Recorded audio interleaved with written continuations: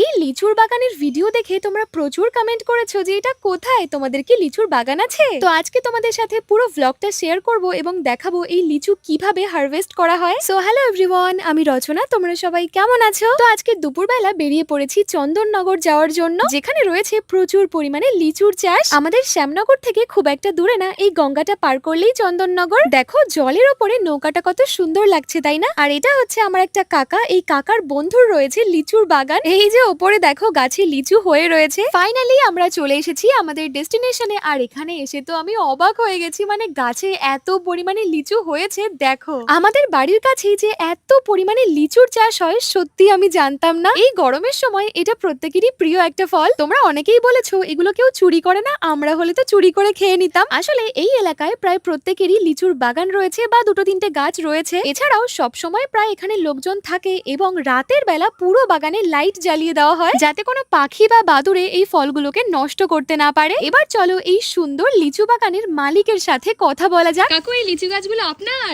হ্যাঁ হ্যাঁ হ্যাঁ, কেমন হয়েছে এবার গাছে লিচু? ভালো হয়েছে। মুম্বাই লিচু প্রচুর ফলন তো দেখতে পাচ্ছি।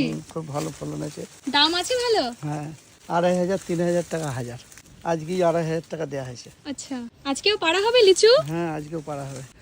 এরকম সব রং রং কালার কালার লিচুগুলো সব পারা হয়। এদিকে লিচু পাড়া কিন্তু শুরু হয়ে গেছে, চলো দেখাচ্ছি। আমার না খুবই ভালো লাগছিল এখানে এসে, কারণ লিচু আমার ভীষণ প্রিয়। আর এখানে প্রতিটা গাছে ভরে ভরে লিচু হয়েছে। আমরা তো অনেক লিচু খেয়েছি আর এগুলো ভীষণ মিষ্টি, মানে গাছে পাকা ফলের একটা ব্যাপার আছে। গাছ থেকে পাড়ার পর এখানে সমস্ত লিচু বাছা হচ্ছে, ভালো খারাপ আলাদা করা হচ্ছে, বিক্রির জন্য রেডি করা হচ্ছে। আর এদিকের অবস্থাটা শুধু দেখো, মানে আমরা এখানে এসেছি শুনে কত কেউ আমাদের সাথে দেখা করতে এসেছে। থ্যাংক ইউ সো মাচ আমাদেরকে এতটা ভালোবাসা দেওয়ার জন্য, খুব ভালো লেগেছে। তো সবাইকে টাটা করে আমরা বেরিয়ে পড়লাম বাড়ির উদ্দেশ্যে। আর আমরা কিন্তু ওখান থেকে অনেক লিচু এনেছি, পরে আবার কোনোদিন যাব। তো আজ এই পর্যন্তই। কেমন লাগলো জানিও, দেখা হচ্ছে পরবর্তী ভিডিওতে। টাটা।